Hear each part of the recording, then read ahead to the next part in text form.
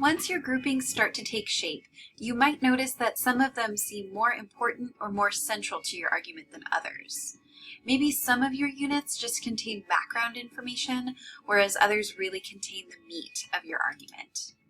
So ordering is the step of the outline process where you shuffle those ideas around to really create a logical progression of ideas.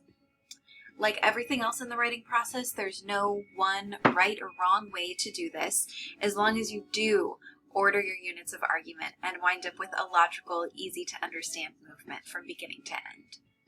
So what you want to do is pick one organizing principle and follow it consistently.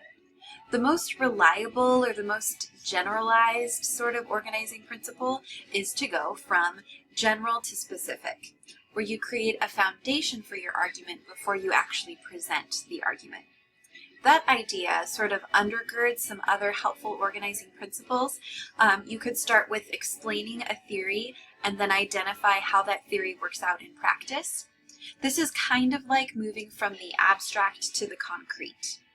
You could also order your units of argument around a problem and its solution, or around cause and effect.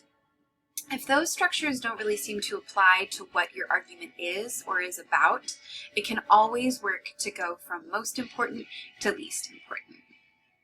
And as a bonus, here are 3 practical tips about ordering in the outline process. First, always define terms before you use them. We'll talk more about what this might mean for your writing throughout the quarter.